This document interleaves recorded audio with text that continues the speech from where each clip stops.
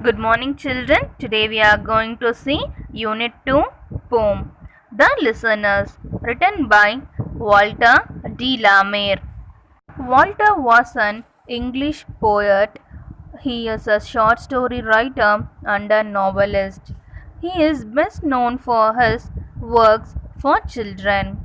The Listeners is said to be his most famous poem. Let us read the poem. Is there anybody there?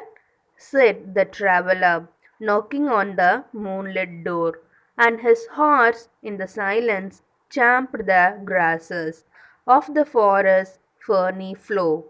And a bird flew up out of the turret above the traveler's head, and he snored upon the door again a second time. Is there anybody there? He said. But no one descended to the traveler. The author or the traveler traveled into the dense forest in his horse. The sky was darkening. He needed to stay somewhere. So he was searching for a place to rest. There he found a house, moved towards it, and knocked the door and asked, Is there anybody in the house? But there was no reply. The moon hits on the door of the house, and the place gets brightened.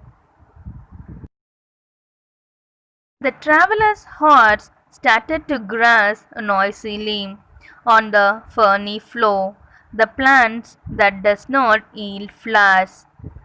A bird flew out from the small tower of the house above the traveler's head.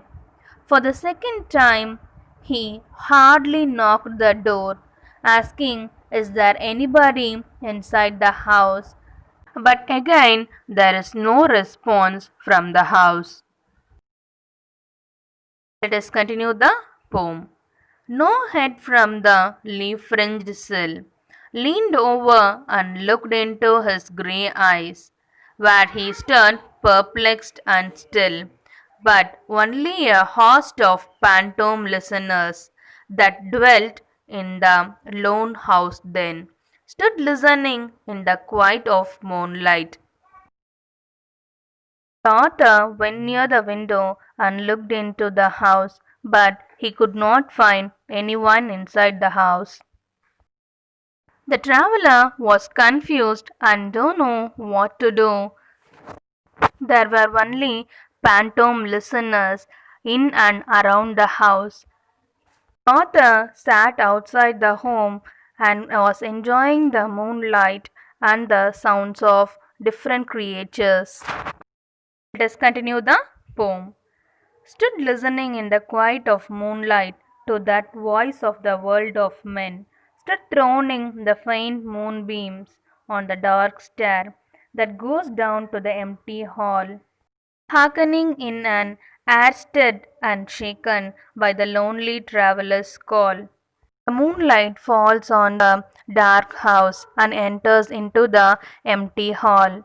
In that silent place, only the author's voice heard all over, and everyone were listening to it attentively. Hope you have understood the poem, children. This will be your memory poem.